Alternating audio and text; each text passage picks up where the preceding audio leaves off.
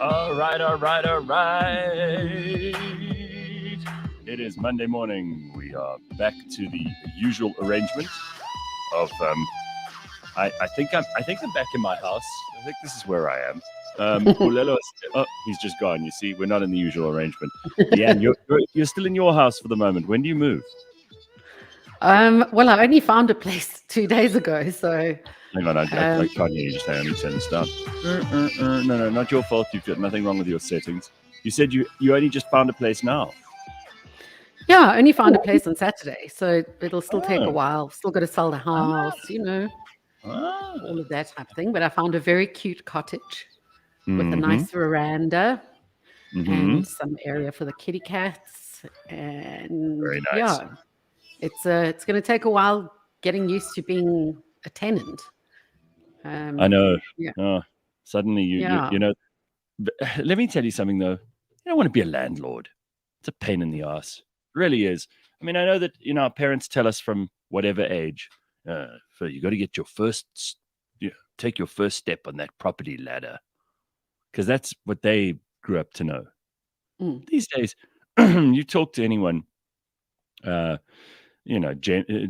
say millennial and down, in terms of age, and they'll say to you, why? I mean, like, what if I don't want to own property? What if I'd prefer to spend that money on travel or to spend that money on experiences?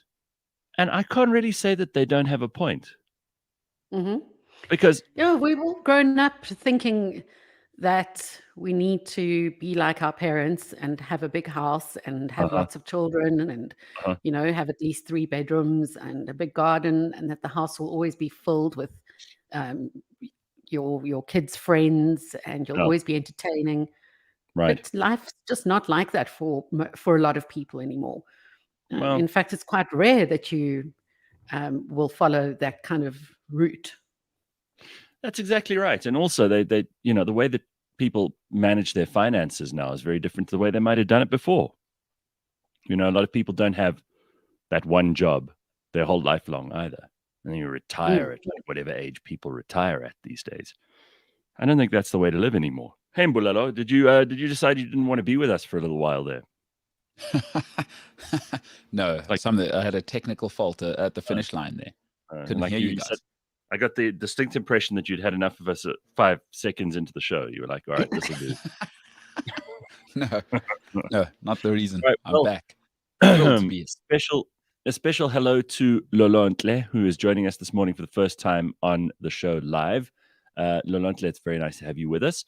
Just do me a favor, will you? Just like and subscribe and all that shit so that we can get that out of the way. And then I will not ask you to do anything else for the duration of your stay here with us. So just get all the YouTube stuff done, and then we have a deal, right? There we go. Yeah. That's all we need to know. Jean says, I just want a farm away from civilization, off the grid. Yeah, absolutely. I actually said, I texted my brother over the weekend and I said to him, I just wish I could be in a little house on the beach and not worry about anything else. But that ain't going to happen. It's a fantasy. It's a fantasy. I mean, supposedly, look, the pluses and minuses of this. So COVID taught us that you probably can work from anywhere if you have certain jobs, and you have the kind of jobs that you could work from anywhere. Yeah. I mean, if you were someone who needed to be hands-on, you're an engineer, or you're even some engineers can work remotely, but not all. Like a bus driver, you kind of need to be there. You kind of need to be there for that. But there are some jobs that we discovered in the last 2 years. Hey, I can do this from anywhere I like. But it's a bit of a fantasy, because in order to live at the beach somewhere, you either have to have the money to buy that place at the beach, which is going to be expensive, because there's no beach I can think of in the world except the really shit ones, where you're going to get a little house on the beach for very little money. You know what I mean? So that's got to be a reality. And also, as much as you have this idea that you don't need civilization around you, and Jean, you're the one who brought this up, you do. I'm sorry to break it to you, but you actually do need other people. And even for misanthropes like me and Bulelo, you do have to be aware of the fact that you can't completely cut yourself off. It's totally made up in your head. There's going to be a point where you're going to need people. You're going to need order around you. You're going to need working roads. Some of the stuff is just not going to happen, no matter how independent, strong, independent a woman you are. It's just the truth. So I discovered something yesterday because I flew back from Cape Town in the morning, like somewhere around 9. So I was at the airport at 8. And I realized, like, the thing I really hate the most about travel or any kind of anything that requires me to be dependent on other people is the queuing. The rest I can handle. I waited in 4 queues yesterday. 4 queue. And I really hate a queue, huh? It's easily the thing that, and by the way, so certain countries regard queuing as being just a part of how things are done, and you've got to get on with it and enjoy the queue, and that's how you know that you live in an organized, sensible place is because people queue. I don't want to queue. That's the thing I hate the most. If I could find someone to queue for me in every given situation, it'd be so much more pleasant. Like I couldn't try and embrace the kwewe. You're better than me. I can't. I just immediately start thinking, oh no, this is. You feel like cattle lining up to take to get your tick dip. That's how I feel. What queues are you in at the airport? What are you talking about? So Sunday's a busy day in Cape Town. People are heading home, so that's why it was busy. So first of all, at the check-in queue, because I have to drop off a bag because I was there for a long time. So you have to do that. I had to because I took all this equipment down to do the show, right? Oh. So I had a big bag. Normally, I would have a little bag that I can just go onto the plane. Don't have to worry. And I check in online and all that stuff. So that was number one. The second queue is when you then have to line up at the boarding pass thing where they also they basically they scan your your laptop and your luggage and all that crap. So there's another queue there, and that one was long as well because all the airlines are on that one. And then you get to the third queue, which is boarding the plane. Sorry, in this case, it happened to be at the boarding gates, getting onto the plane. And then you're on the bus, and you wait on the bus, and then the bus takes you to the plane. And at the plane, you have to wait because everybody has to go up the little stairs onto the plane, right? So 4 different queues, which really are just, I mean, normally I get to the airport, I've checked in online, all this stuff, and I'll go and have breakfast, and I'll be very happy. And then I don't have to sit with anybody. I don't have to talk to anybody. Get onto the plane. It's a piece of cake. You're done. But this was a particularly, every time I thought, okay, made it through that queue, there was another one waiting for me. And it just felt like a really shit way to spend your Sunday morning. And I realized like it's this idea, for some reason in my head, it's not that I hate people. Although I must tell you, there were some real specimens on my plane. There was this fat family. The father was the fattest. The whole family was fat? The whole family was fat. The father was the fattest. You know when someone is, they're almost triangular shaped. So like a strawberry. Yeah, I know the classic strawberry. Like I call them strawberries. A strawberry, yeah. But with the bottom of the strawberry pointing up, that's the head. And then the rest of the body kind of this formless mass. And he was wearing one of those khaki shirts that just kind of, it's almost like it really just falls over the general shape of the man. He was so fat, his eyes were mostly closed just from the amount of like fat around his face. I don't think he could open his eyes properly. And he was standing there with Crocs on. And there's the problem, Gareth. Not that he was fat. Yeah. No, it was also that he was fat. I don't think he can wear other shoes because he's very, very dumpy legs that looked like they were painful to lift. You know, that kind of thing. And then the wife was substantially less fat than him, but also she hadn't skipped the buffet ever. And they had a daughter, the two of them. And the daughter at the age of, I don't know, about 6 was already very, very fat too. I thought, what this poor child is consigned to a very unhappy life.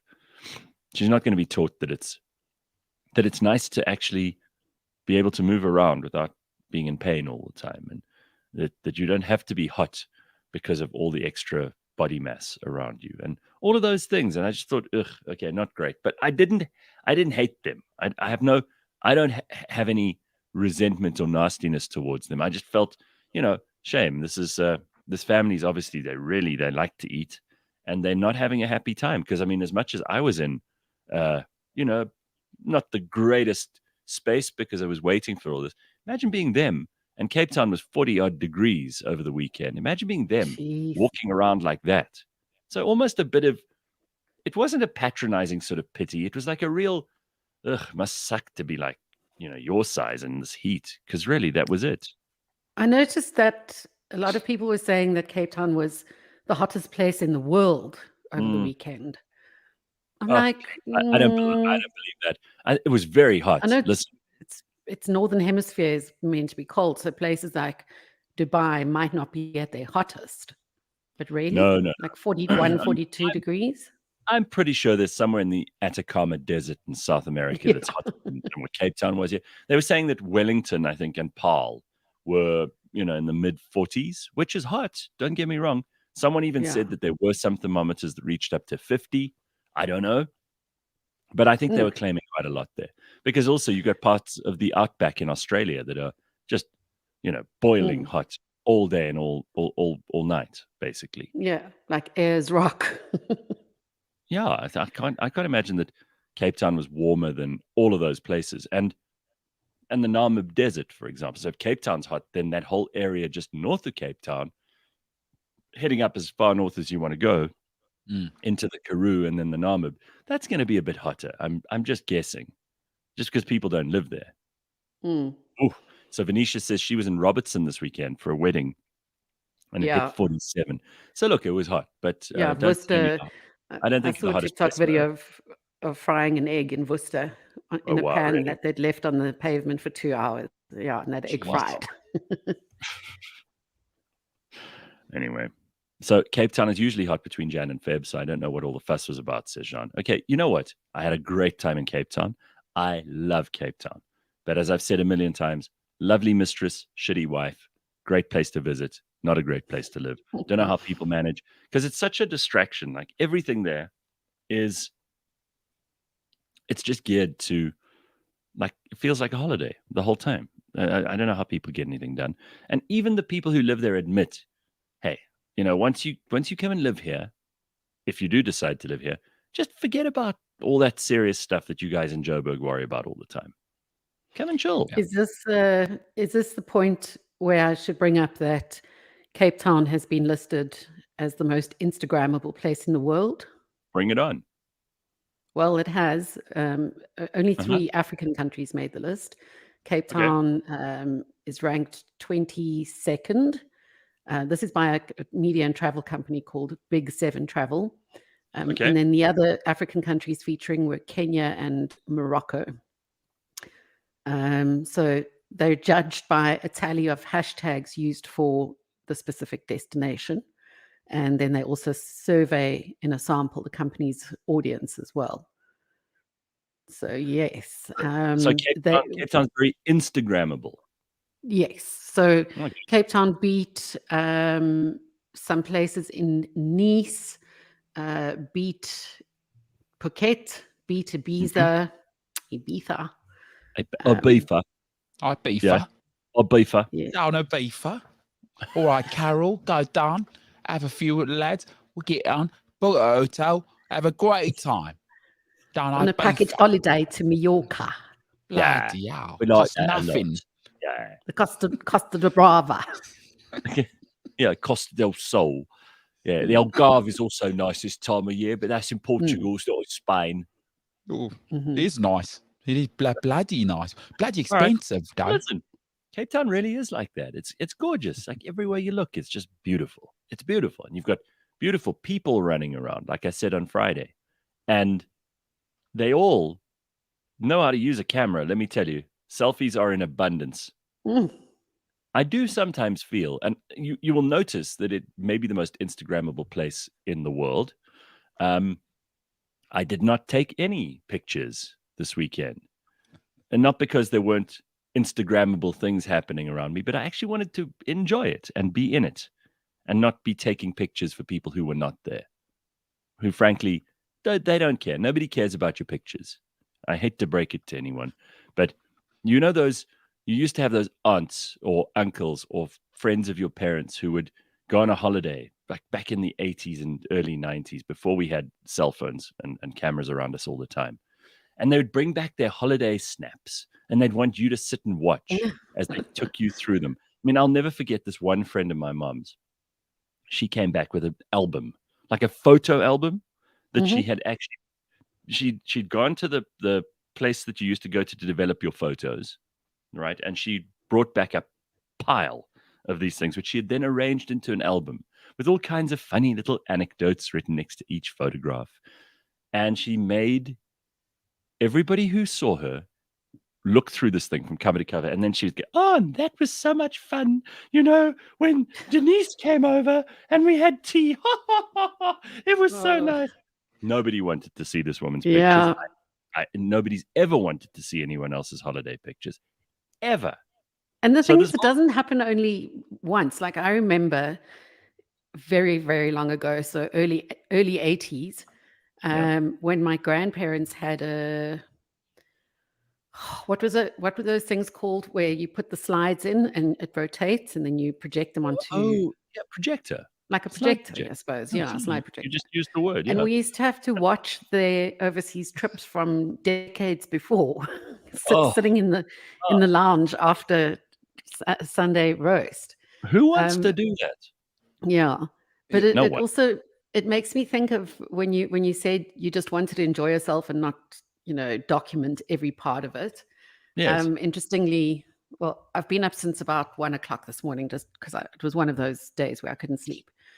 And I've just watched a video on um, this girl who she moved into a new place, and by absolute chance, she found an Instagram account from which is her house. Her house has this Instagram account, obviously from the previous owners. Yeah. And they've Instagrammed everything in the house because they did these renovations. Right. And then also how people lie on their photographs and make them look better, because Uh-huh. she's taken the photographs and then shown you pictures of what the house actually looks like. How Yeah. much of it was just held up or stuck up for the photograph?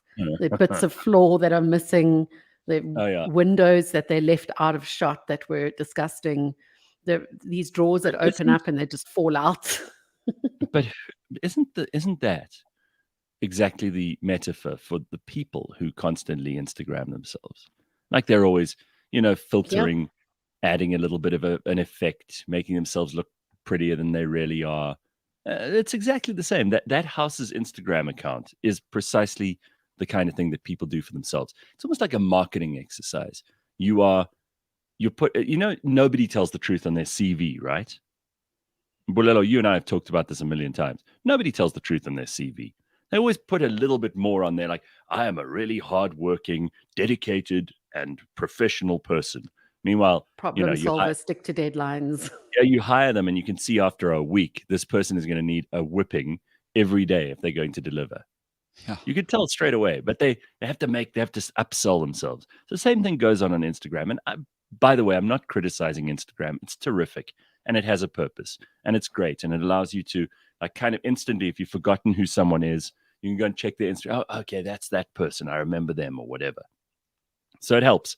And socially, I suppose lots of people use Instagram as the first place to meet people they want to hook up with. And that's also cool. That's really, really useful. I have no problem with it. And of course, it's marketing. So they're going to look better in their Instagram than they do in real life. I have never, and I don't know if you have, never met anyone who looks better in real life than they do on Instagram. Never. Yeah. No, I've not either. It's tough. That is tough. So- So what are we doing about that whole CV situation though? Because I was talking to somebody on the weekend who they were telling me how hard they work. I'm like, why do people tell me that? If you're a hard worker, who cares? You're supposed to work hard. Like why is that I work hard? Like who cares? Just go and work hard. You're supposed to work hard. That's not. Sorry, I don't believe people. Like when you say someone is a hard worker, I don't even know if that's a compliment anymore.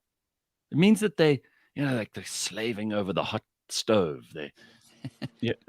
They might not be good at anything, and the reason that Yeah. they're slaving is because they don't know how to work smart. I don't know. And some people really grind and hustle and all of that stuff. I get that.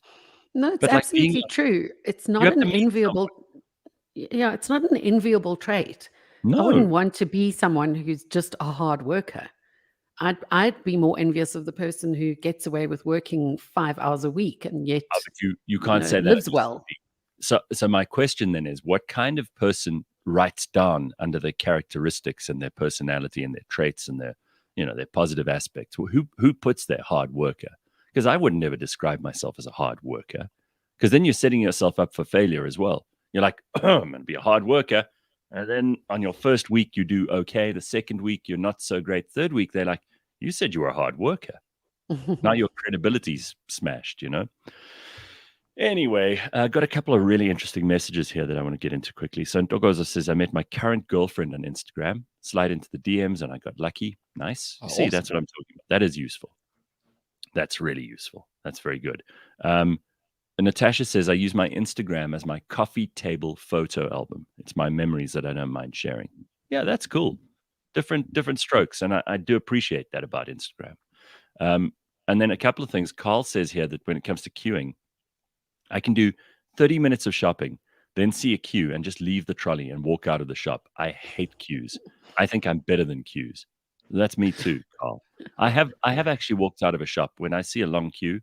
I'll just, even if I needed that stuff badly, I specially made the trip to the shops, see a queue, and I'm like, I'll come back another day. Yeah, that made me think of restaurants. There are very few restaurants that we have to queue for, especially because we book. But then I thought about these restaurants that no one knows about except the locals, that if you're traveling with someone who's knowledgeable, you'll be lucky enough to stand outside one of their queues. And there they don't take bookings, and they have a maximum of 10 people inside. So if you want lunch there, you're going to have to stand there in queue from just after breakfast. That's true. And some of them don't have a booking. You can't actually book. You have to just be there really early. Yeah. I'm with Carl. I'm totally with Carl. So for me, because I cannot explain to you how much I hate shopping, right? I cannot explain it to you. So what I do to manage my hatred of it is I set half an hour. So as I step into the shop, I set a half an hour timer, right? So I've got my list. And if after half an hour, I don't have my stuff, I walk out. So I walk out because I know. You turn it into a game. That's nice. No. Half an hour. So if I don't have all my stuff, half an hour, get to the queue, get out of here. Otherwise, I'm just going to I'm totally with Carl. And 100%. No matter how little time you have, do not get to the shop without an actual list, because then you waste a lot of time as well. You don't need to, when you're doing grocery shopping, you don't need to mosey around and see what the shop has on offer. First of all, that's a bad idea economically. Second of all, you're going to end up walking out of there with way more stuff than you need. And most of it's going to sit in your house, taking up space, getting old, expiry date passes. Just go in with a short list, get it done, boom. I actually put off doing grocery shopping in the first week or two of January for so long that I basically only stopped at the garage for the stuff that really goes off quickly, so like milk. But the rest, I was like, can wait another week. So honestly, this week might be the first time I actually do some proper shopping, because I have to now stock up on stuff. Anyway, some very funny comments here coming to working hard. Michael says the definition of what is hard has to be changed for the soft generation. Yes. I think that's true. Carl says male sex workers would do well to describe themselves as hard workers. That's true. Yeah. You might be inefficient, says Robin, if you're whinging about being a hard worker. That's also true. Who are the ones who go, I work really, really hard? Sorry. It's an emotional topic. It is an emotional topic, yeah. Jeez. It'll be all right, Gareth. We can go out beef after this. I work really, really hard. You can just imagine someone saying that in your office when they're complaining about how unfairly they get treated or how little money they get for their hard work. Yeah. Although it's swinging too far the other way now, because, you know, in this time of me, or whatever, is that people think that they're efficient. And so they start to say things they've read on like Instagram, and like people are so terrible at managing themselves. Like that's something that drives me furious as well, because nobody's realistic about how productive they are. Like I've met very few people in my life that are like, I measure my productivity And they go, no, I can get it done in half a day. Like, no, your work's Yeah. crap. Like you need an extra 2 days to do that. You're just a lazy shithead, which is also not commendable. And there is no work-life balance if you want to get it done. You know, like show me your measurement of your productivity. No one does that. And then you get called insensitive if you tell them this. You know what I mean? So also, let's not go too far the other way of like people are brilliant at managing themselves. They are not. Let me tell you, I'm finding out incredible things about humans. So before we get mired in another discussion on like how productive or unproductive people are, because sometimes I feel like I'm very unproductive. I've told you, I've often come on the show and said to you, like, yesterday I had a really unproductive day. I got nothing done. And I always feel guilty about that, but there's no real reason to feel like that. In fact, if you're smart, you should be able to have 1 or 2 unproductive days and be okay with it. So obviously I'm a bit stupid because I haven't reached that level of Zen yet where I can be comfortable with an unproductive day. I still judge myself hugely and harshly when I've had a day where I didn't achieve anything. You know, those days where you can't really get yourself to do the things that you know need doing. So you just put them off to the next day. And hey, we're all human. It happens. But man, do I carry a big cross. The day after that, I'm like, got to work extra hard today because I fucked around all day. I'll tell you, that's kind of what woke me up at 1 a.m.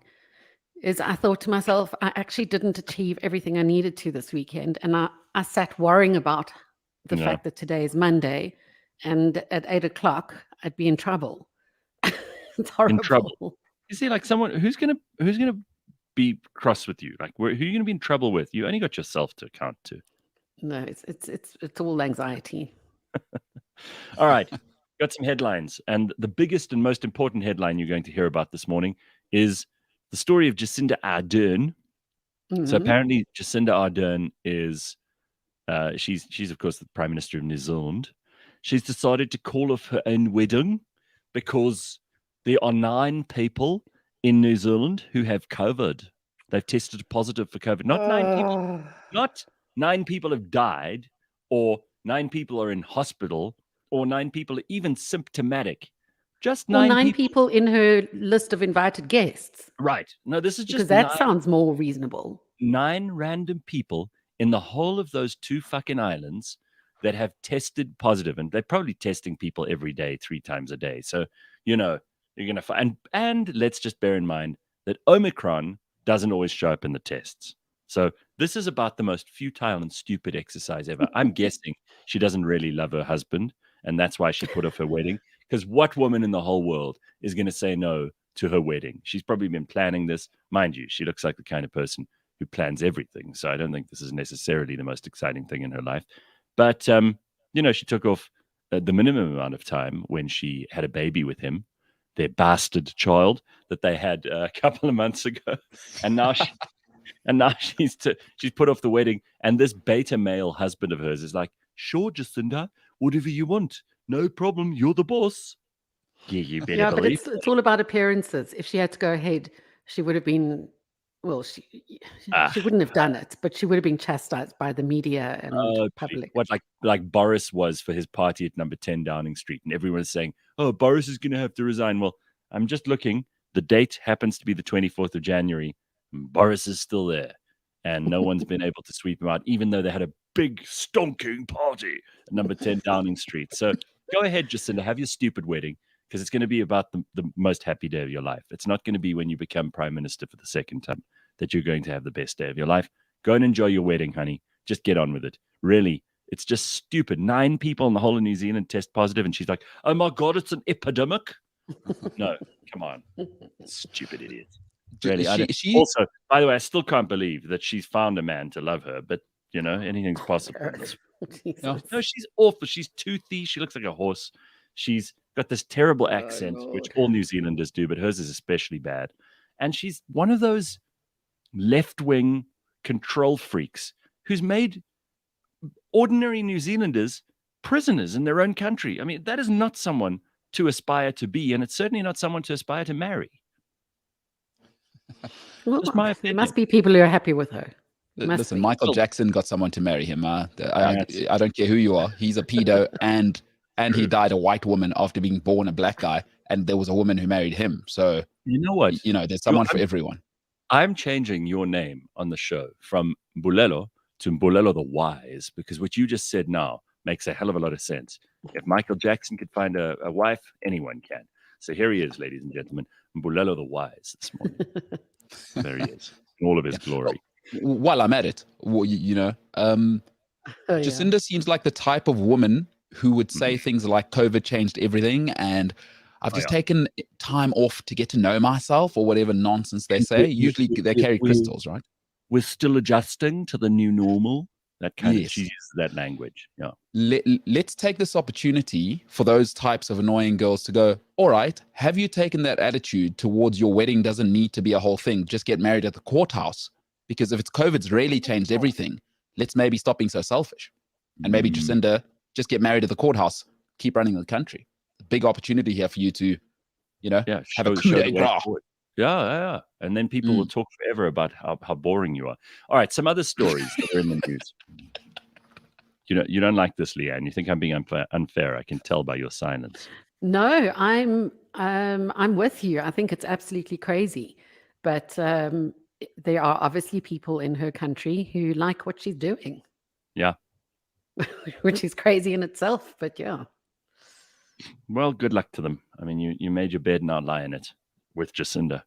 All right, so Arnold Schwarzenegger had a car accident in Los Angeles on Sunset Boulevard. There were some pictures going around on social media yesterday, which made me laugh. It's like Arnold, who, by the way, he used to be this monstrous man. He's now sort of bent over a little.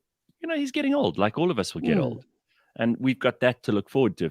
He was the strongest man in the world at one point. He was the fittest man in the world. He was Mr. Universe, Now he's this granddad.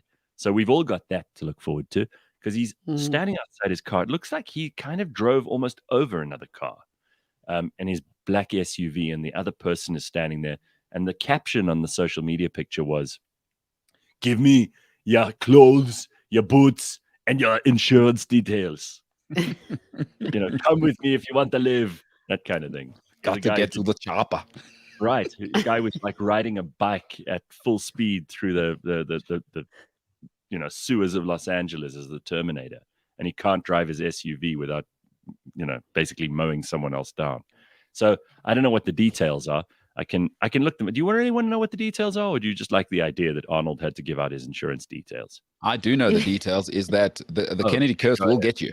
Do not cheat on a Kennedy. The Kennedy curse, that'll get you. The Kennedy curse will get you. It'll get you. I mean, from Marilyn Monroe right to the governor, it'll get you. Kennedy curse is real. Wow. But it obviously didn't get him. No. Well, I mean, he's still okay. What's next? Oh, okay. No, fair enough. That's a good point. No. He developed that heart condition just after he married Maria Shriver. Never forget. Oh, that's also true. Well, it's a serious thing. All right, so just for the sake of those people who actually listen to us for information, and by the way, if you're doing that, I would advise strongly against it. But Arnold Schwarzenegger has been involved in a car accident in Los Angeles. A woman was hurt in the 4-vehicle crash, which occurred on Friday afternoon. Photos from the scene show a large SUV on top of 3 other vehicles. You see what I mean? Jeez, this is Arnold. He was driving like the Terminator. At an intersection near his home in the upscale neighborhood of Brentwood, police said that no arrests had been made and ruled out the involvement of drugs and alcohol. They didn't imagine driving around in your suburb near your home, and you're driving so badly that you end up on top of 3 other cars. What the hell were you doing? There we go. The former California governor's spokesperson confirmed to the Los Angeles Times that he was driving the SUV when the incident occurred, but was not hurt. Photos after the crash show the 74-year-old standing on the side of the road talking to the other drivers and police officers. He's 74, huh? I take back all those things I said about how he's a little old man now, because 74, he's still doing fine. Yeah. I think that was terminating other cars on the road. I thought he was much younger than that. But if he's 74, then actually it's not so bad. Anyway, the police report said Schwarzenegger was near the intersection of Sunset Boulevard and Allenford Avenue when a collision occurred with a red Prius making a U-turn as it continued through a red arrow sign to turn left. It added that the SUV rolled on top of the red Prius and then ended up hitting 2 other vehicles. He is fine, apparently. His only concern right now is for the woman who was injured. Whew. Yeah. Jeez. There we go. And the maid he impregnated, had a baby. Oh, no. That child is like in his 20s already in Mbulelo. That's an old story. What are you bringing it up now? Well, I mean, by the probably way, a trust fund kid. What about that poor kid who's never had to work a day in his life? Daddy Arnold has to be there. You know what I mean? It's tough times. Well, he has stepped up. He's manned up. He's taken the child on as his own. And in fact, I think there are even like Instagram pictures and videos of the two of them training together. And the funny thing is, his kids with Maria Shriver are very different looking to his kid with the maid, right? And his kid with the maid looks more like him. Like the kid with the maid is like the next Arnold Schwarzenegger in the family. He's a big guy, he's strong. He's got Arnold's features. He seems to be a really carbon copy. Maybe that's basically. his only legitimate child. Maybe she No, was the one doing the cheating. that's an interesting thought. I don't think it's all just a massive cheating experiment. I think that he did have those kids with Maria. Leigh-Ann, not everyone is cheating, okay? Right. Kim Jong-un says old people should have their licenses revoked at a certain age. Look at Arnold, Prince Philip. Yeah, all right. Okay. But that car of his is huge. I mean, Rusty says, did you see the size of that car? It was eating those other cars. So much for their woke climate change. Yeah, exactly. Yeah, exactly. I love the way celebrities will like lecture the rest of us on our little Hyundai. What do you call those tiny little Hyundais? The normal little i10 or whatever it is. They give us shit about our little cars, but they drive in a convoy of like 6 with lights flashing, and they've got a medic in the back and all kinds of. And the politicians too. They always have these huge cavalcades of cars. And these massive gas guzzlers, and they say to us, oh, you people must do something about climate change. You're very irresponsible. Yeah, right. We need you to tell us that when you're driving around in an SUV like Arnold has, which probably burns as much fuel as the Saturn V rocket just taking off, How dare you criticize celebrities? Because after they sang John Lennon's song at the beginning of lockdown from their palaces, I know. Do you know that me as the proletariat felt so much better? So please, Gareth. These people have real problems too. You know what I mean? They're unbelievable. Mbulelo, thank you. Again, Mbulelo the Wise, ladies and gentlemen. Now, you may not know who he is, but Joe Patla, do you know who he is? He's the health minister. Now, he took over from the corrupt Zweli Mkhize, who's still on, I don't know, indefinite leave, probably still being paid for all we know. And he's the one who gave that contract to some family member of his to do a website that I don't think ever materialized. But Joe Patla was the replacement guy. And he says government is mulling over the issue of reopening the country. This is pressure mounts on it not to renew the state of national disaster. Now, we had Gabriel Krauser on last Thursday on the Burning Platform, and he actually was the one who petitioned the president to do away with the National Coronavirus Command Council and blah, blah, blah. I love the way government are mulling this. They're sitting there going, well, should we open up the country? Should we not? Guys, TikTok, hey? Like, if you want to save this economy, now is the time to act. Let's get on with it, please. We don't have time to mess around. And I don't think anyone is frightened of coronavirus anymore. And if they are, they're stupid. Because you always keep telling us, look at the science. The science is that 80 to 90% of us have had coronavirus, and we can move on now. So why are we even talking about this? Anyway, Cameroon has stadiums full of people watching soccer next to each other. There we go. That's right. I'm just telling you, that's Cameroon. Like third world compared to South Africa, with all due respect. I've been there. I can't imagine much has changed in Cameroon in the last 15 years. Yeah. So by the what way, are we doing? What time did you finish your show last night? Because you had live stuff going on. Yeah. It's only got home 1:00, But Gareth, you know what? I work hard, but they're like, let me just put that on my CV. I'm always grinding, you know what I mean? I really get after it. I'm going to put a line on my Instagram so folks know that I'm grafting. So like if you're watching this, I'm not good looking. I'm not smart, but I graft. You graft really hard. Yeah, let me tell you that. So everyone knows I work really, really hard. All right, very nice. There's Mbulelo the Wise. Well, this brings us to my favorite part of a Monday. It's where we get to check in with our team shrink, and we get to hear from somebody who really can help us to just figure out what's actually going on in the world around us. It's called It's Going to Be Okay. Dr. Hanan Bushkin is with us. He's a renowned psychologist, head of the Anxiety and Trauma Clinic in Johannesburg. And we have an issue here from Po, and we will show a little video here of what I think we've got the video. Have we got the video with Po in it? I don't know. If we can't find the video, I'll just explain the story. But first of all, let's welcome Dr. Hanan. Hey, Dr. Hanan, how are you? Hey guys, how you doing? Happy Monday. It is a happy Monday. Well, Paul got in touch with us, Dr. Hanan. Let me just explain what happened here. We've got Paul on the line. And by the way, that's obviously not her real name, but she's going to tell us in audio what the story is. And she's going to obviously ask for Dr. Hanan's advice on this too. So I'm going to put her on.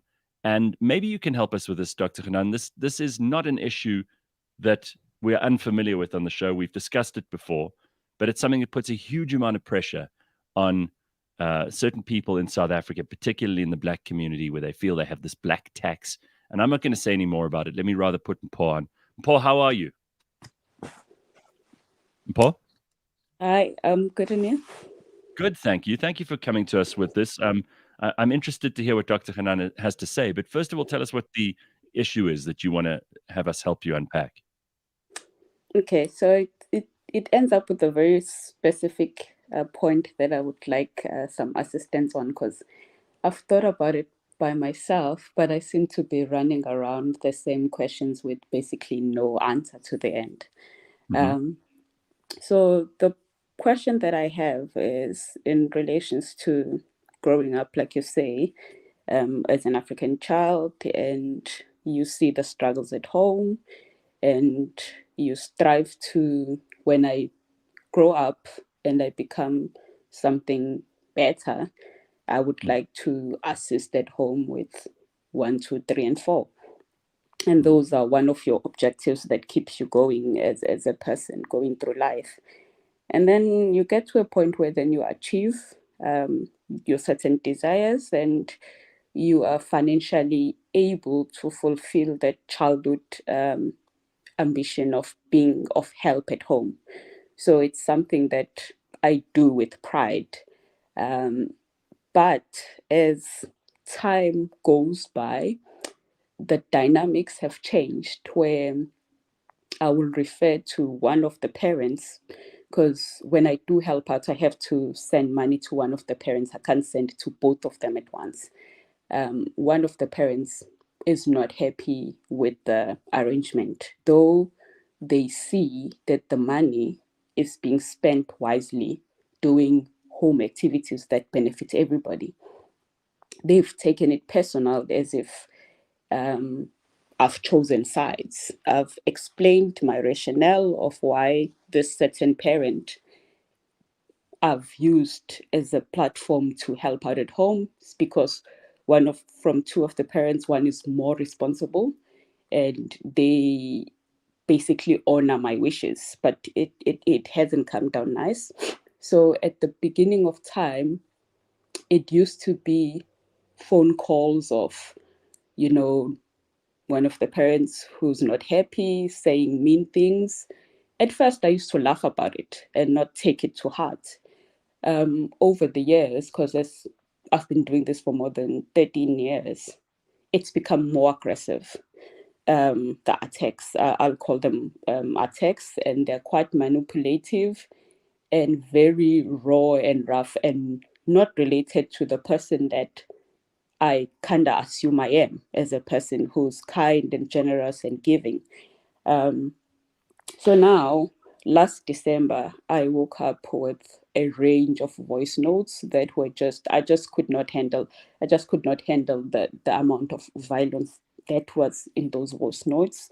And then I try to explain myself again, why am I doing what I'm doing and why am I doing it the way that I'm doing? But it has come to a point where I've said, if there's nothing good you want to say to me, it's fine.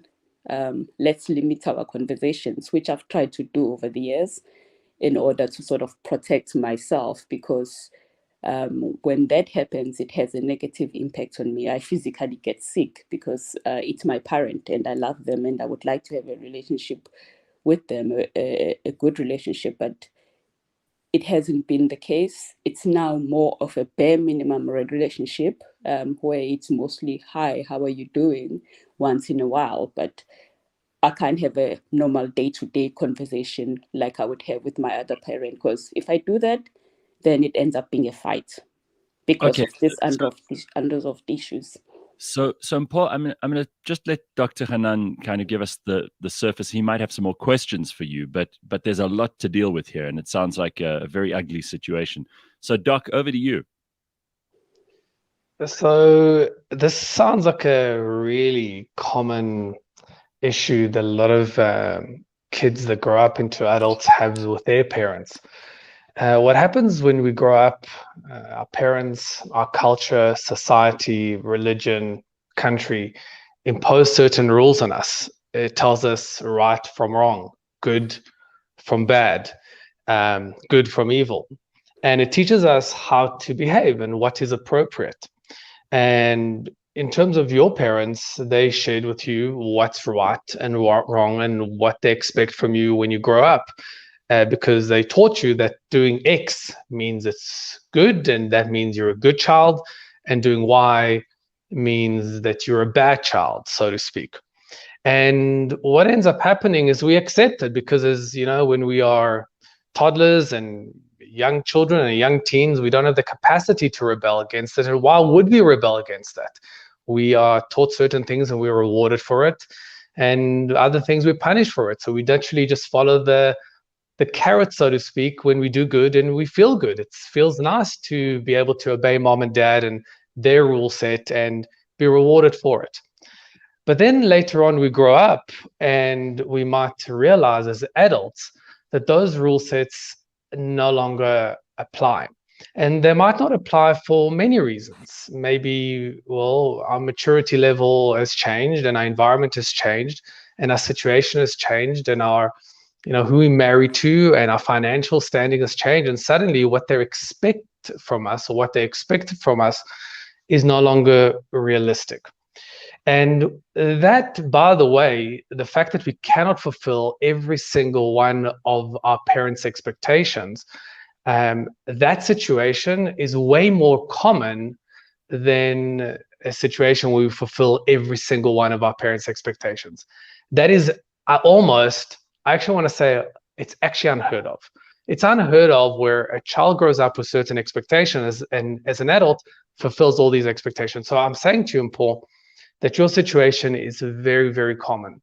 The difference between healthy and unhealthy relationship between a parent and a child is that when a parent is mature enough, when the parent is the adult and is mature enough in conversation to be able to negotiate those expectations.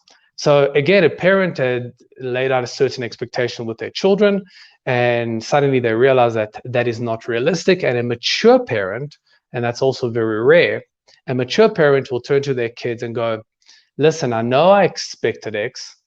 I know X is no longer possible. I'd like to renegotiate X for the sake of our relationship. Now, if you have a parent that can do that, then naturally you'll dance the relationship out, you'll dance the expectations out, and you'll find a happy medium where you can fulfill their expectations and they still feel that they're being given back by you as a child.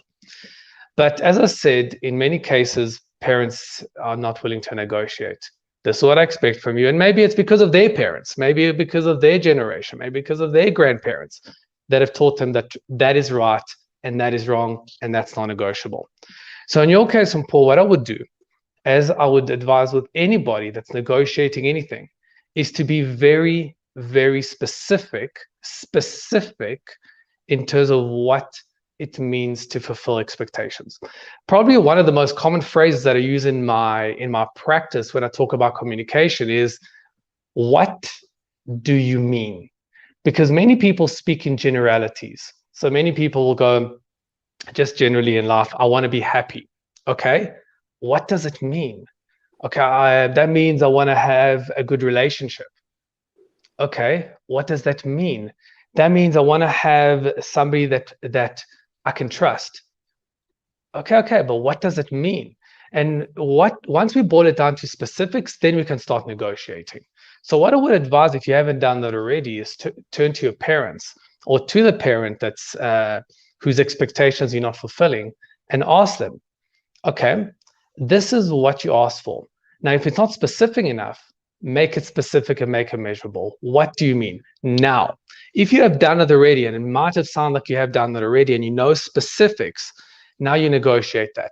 And you hope that the parent or the other person on the other side of the table is willing to dance it out in a mature way and negotiate. Now, in your case, it doesn't sound like it, but at first would try being very specific.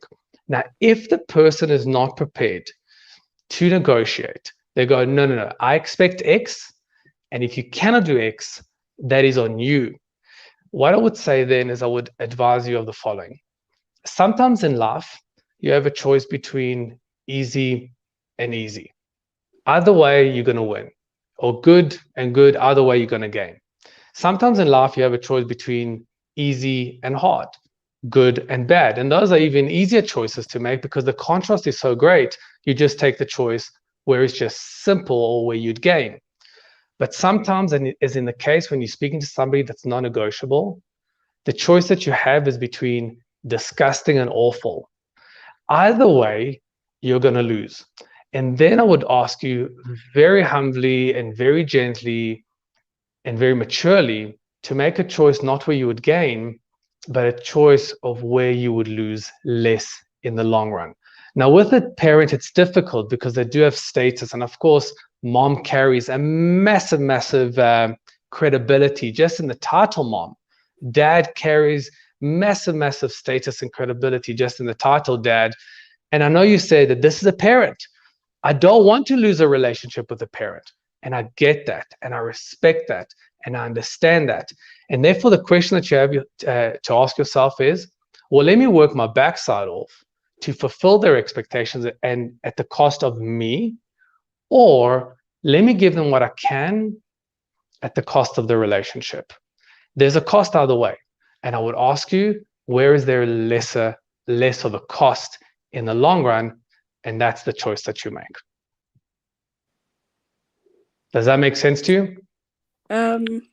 It does make sense, and I think that's why I'm stuck in this I guess circle of going back and forth, because I've had multiple times where I would call it a discussion, and the last time we spoke, I asked him, I guess now I'm revealing which side of this coin is, what can I do to fix the relationship between myself and you in consideration to this matter?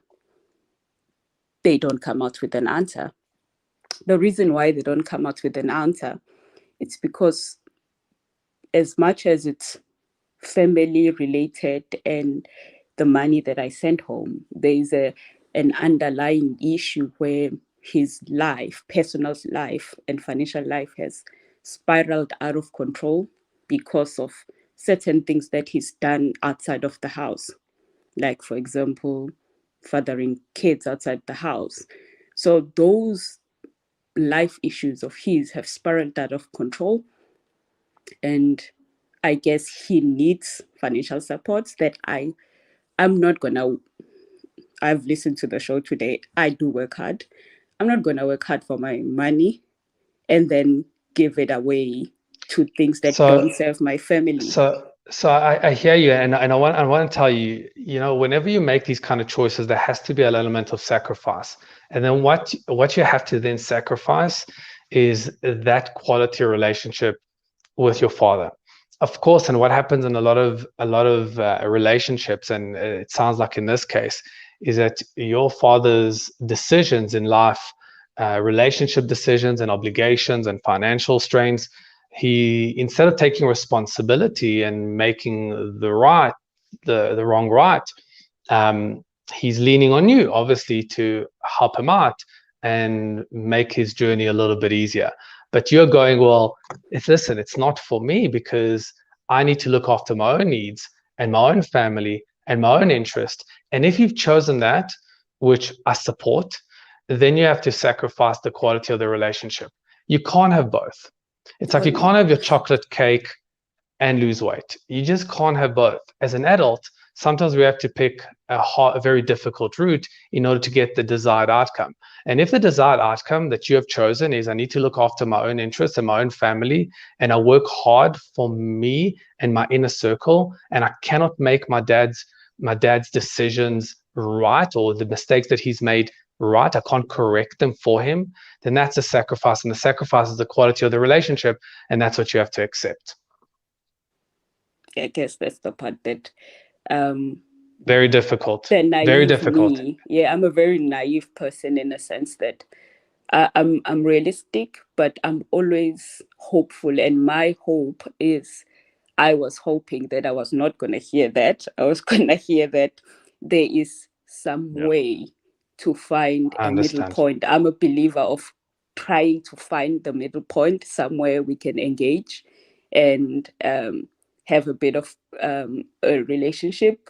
The biggest struggle is, I know I would like to have a relationship with him, but I also know that I can't do what he expects because it's not rational. So it's not possible. Yeah. Right. You accept that as an adult. Yeah. There are a couple of comments here that, and while I want Dr. Hanan to be the one that you remember, and the things he says, but Lolontle says here, that sucks and poor. I heard a family member this weekend say that they're waiting for their kid to grow up and buy them a house, and I thought, so for the next 2 decades, you have no plan in your life. You're just going to wait for your kid to grow up. That's the kind of thing that I think many people are going through in this country. Tembisa says our parents don't care. Now, again, this is a generalization from Tembisa, but they're abusive. I treated my mother to a half pig. When I took it to her, she asked, where are the groceries? It's like this, there's almost this entitlement. It's like, well, that's what you have to do for me, Snaye says, as the folks get old, Snaye says this, Tembisa, they're awful. My mom threw me out with my groceries for her last year. She asked me to take my groceries and leave, pushed me out of the door. At some point, I stopped caring too much. This is tough. This is very tough. Absolutely. Sometimes as I said, like you got to sacrifice, and you can't have it both. Listen, I always advise communicate, negotiate, compromise, talk about needs, be specific. But sometimes you realize that the party on the other side of the table isn't negotiable, and that's when you have to sacrifice, and that's okay. That's what being an adult is. Paul, you sound like a very loyal person. A lot of the comments reflect that. Good luck. I think you know what you have to do. There's some tough choices ahead. Yeah, thank you. Good luck. Nice to have you on. Thanks for telling us what's going on in your life, and I hope we manage to have some. Dr. Hanan's advice helps you. We'll speak to you soon. Mpho, thank you. Bye. Thanks very much. There's Mpho. Dr. Hanan, we'll check in with you next week. Look forward to it. Nice to see you guys. See you next week. As always, there's Dr. Hanan Bushkin, and we'll have him back for It's Gonna Be Okay. And it will. Whatever you're going through today, you may not have that problem in a week or two's time, but right now it's the only thing that's working in your head, and it can drive you crazy. So we want to help you. By the way, if you have an issue you'd like to have resolved, you want to join us live on the show for some free therapy, you can get in touch. Just contact@cliffcentral.com is the email address. That's contact@cliffcentral.com. We'll be back in a moment or two. It is just after 7:00. Do you suffer from collectivism? So I collect pretty much anything creepy crawly. Do you have an obsession with objects? I've really just started loving vintage Rolex watches. Are you a fanatic, a devotee, an aficionado? Is it a bit over the top? Definitely. Do people walk in and go, what are you thinking? Yes. Cliff Central dispenses a weekly dose of Collectomania. Join me as I talk to compulsive collectors. Fascinating. He sold it to me for R1 million. That watch eventually sold for R8 million. Possibly a little weird. The tarantulas are definitely by far the most impressive. Collectomania, Mondays on the Gareth Cliff Show. Brought to you by SA Gold Coin Exchange and the Scoin Shop.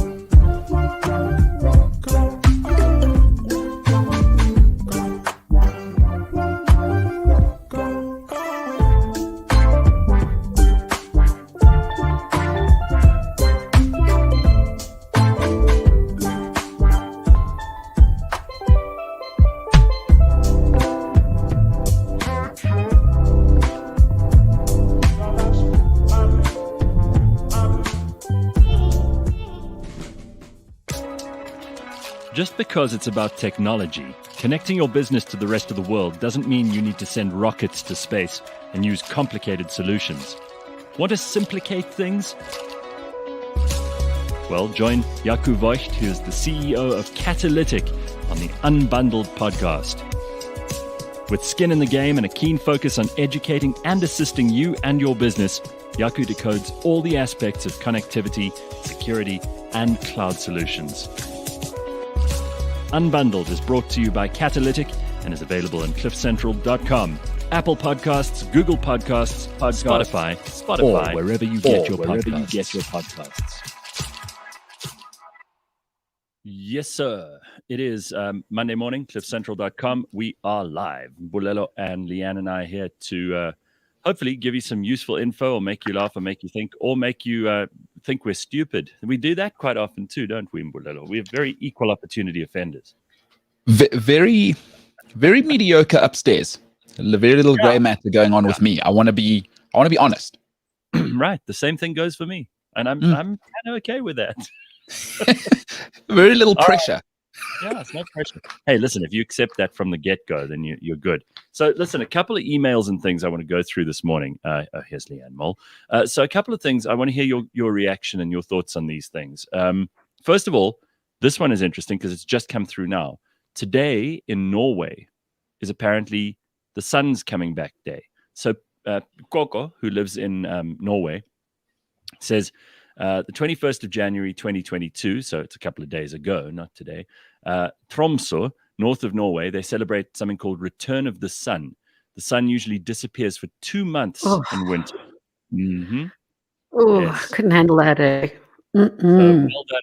Let's give all the people who are listening to us in Norway a round of applause because the sun has finally come back to their lives for a little bit. And if you want proof of that, you just have to go and look it up because Koko even attached a link where it shows you the time and date of the sun and when it disappears in northern Norway. So also about Bulelo's shoes off rule, the climate over here is the main reason. We have snow for 4 to 5 months. That means wet shoes and snow salt, which turns muddy and slushy. Otherwise, we let them keep their shoes on when hosting in the warmer season. So some very sensible thoughts there from Koko. Thank you very much for your email. I got this while we're talking about overseas. This is about Australia from Michael Smith. He says, I've been living here since 1980 and the transformation from when I was a boy until now is staggering. So he goes on. I agree totally that the individual can do a far better job of keeping themselves safe instead of relying on politicians and governments. In my opinion, the reason for this is deliberate and scary in Australia. For the citizens of such a nation, back in 1948, not long after the Russians helped to defeat the Germans in World War II, the Aussie government sought advice from the new heroes in Moscow, and the new nation's spy agency was born. For a more detailed account of this, refer to the non-fiction book ASIO, A-S-I-O, The Enemy Within.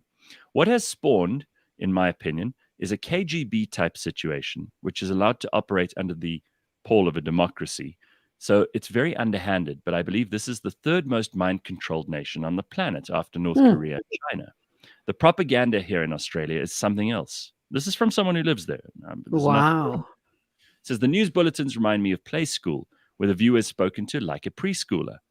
Wives have been trained to be the decision maker within the families simply because they spend more and they prop up the floundering economy by doing so. Sport is used to distract the men who don't really have a role anymore apart from sperm donation. I nearly fell over the other day when I was told by a big burly truck driver in his mid-20s that he wasn't at work because his wife had beaten him up. Welcome to a new Australia. Quite a shame because, as you alluded to in the 80s, this place had lots of cred. Now it's a basket case. Thanks for keeping me sane with your podcast. Regard, Michael. So, I mean, I don't know how much of that is true in every way, but I have no reason to doubt Michael. And he says, you know, I made a comment like 2 weeks ago that Australia just seems to have gone from this tough, pioneering country where people were, you know, they were really strong, tough people, to being like this weak milksop sort of place where the government kind of feeds you off a bottle. Anyway, that's Michael's point of view. So some interesting comments. Anything you want to say about Norway and Australia, Mbulelo? So my dad lived in Finland when I was younger, and he wondered why I didn't want to come and visit in the December holidays. That is one of the reasons. That's, like, I used to have to make up a new excuse every single year, you know what I mean? And he was there for a good run, like 6.5 years. So it wasn't just like. And he wondered why he didn't click that maybe you didn't want to come because there was no sun at all. Like, Dad, do you not remember the sun in Africa? Brutal. Oh, so wow. yeah, see, I didn't know they celebrated that whole vibe. I've never been to Norway, so that's crazy. Imagine, doesn't that sound archaic? Like, you have to celebrate the return. Odin's love is upon us, you know, as they sacrifice a virgin or whatever still in Norway. Like, he has the sun not has forgotten returned. us. The sun is back. It has returned. It has not gone away forever. And Australia, I think, look, let's look over the next 5 years. Again, you know, Gareth, you always make a great point about all of us getting emotional about where they live. Yeah. Let's see over the next 5 years, because Michael's evidence is anecdotal. Are people going to be leaving Australia or moving to Australia? And once we get the emotions out of the way, because right now we're in it, we're in the thick of it, we're taking the grenades in the trenches. I'd like to know, in 5 years, are people going to be leaving Australia or moving to Australia? And no matter what you say, that tells you whether it's a great place to live. Right now, all the evidence suggests people are moving to Australia and not away. So nowhere's perfect. You know, like, you got to pay a price to have no potholes. Sorry. And some of it is some, like, the government's hand around your throat. Unfortunately, we don't have any better ideas right now. So, Michael, while I feel you left Australia for a reason, pal. No, you left South Africa for a reason. Yeah, he's in Australia. All right. So, Leigh-Ann, any comments from you? You've also got family in Australia. Yeah, and it just makes me think, you know, the family that we have in Australia are often very quick to point at us for staying here, and point out the problems in South Africa. And I'm starting to gain a clearer picture now of, you know, how oppressed they really are. And if what this guy was saying is true about the media being it's voluntary. It's voluntary. This is not like Australians have opted in for a function. But it's almost like brainwashing. They're not realizing that this is happening. But things work, and they're prepared to sacrifice a little bit of one for the other. Maybe that's the trend. Yeah. And then further to that point, I don't know of anybody who wants to move to Australia right now. I honestly don't. If anything, I know people who want to move to Europe, but not to Australia. Yeah, I wonder. We'll have to see, as Mbulelo says, that the proof will be in the pudding, right? So we'll see over the next 10 to 20 years what kind of population dynamics kick in there. Anyway, interesting. So then I got 2 emails from 2 of our disabled listeners. It turns out I've created a bit of a ruckus here among our disabled listeners. Now, I didn't even know this was a thing.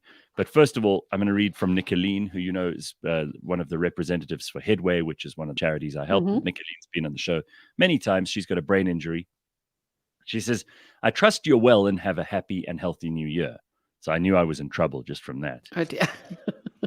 Very businesslike. She says, it has been such a long time since we had contact. I was super sad to find out that I'm no longer the only disabled person on the show and that you now have some paraplegic that you get on the show. Yeah. She goes, Gareth, we have come such a long way. Headway is our communal special interest, and I'd like to believe that you and I have some kind of bond. I still battle brain injury daily and just celebrated my 13th year since my accident this past Saturday. She then repeats that line, which proves she does have the brain injury. But she says, I've grown incredibly. I used to tell people I was your disabled person.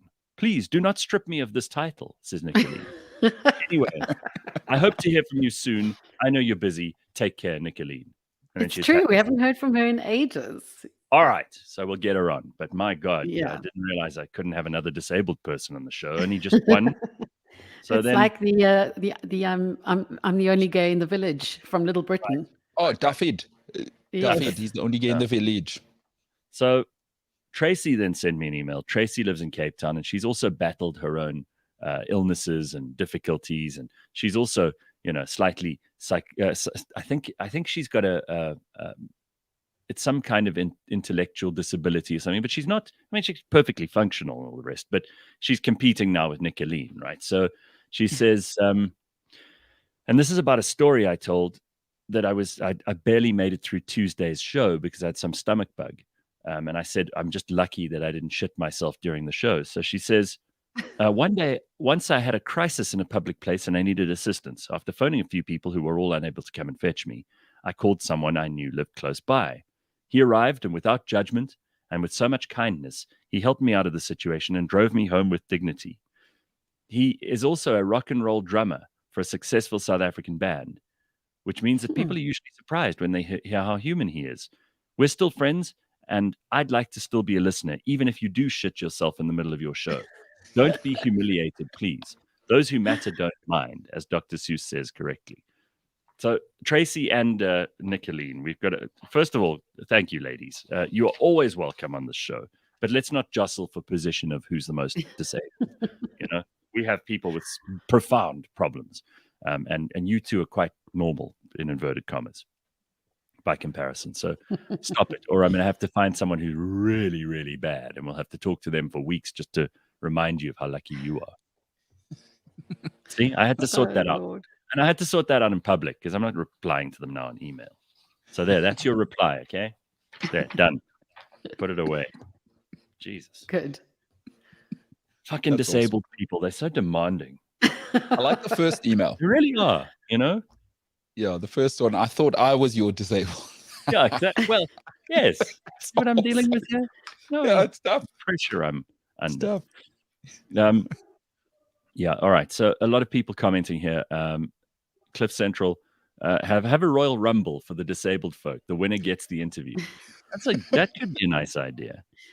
We've got to check in with Hi Rob. He's moved to Canada, as he told us he would late last year. And then Robin saying the Aussies are liked over-invested romance scam victims.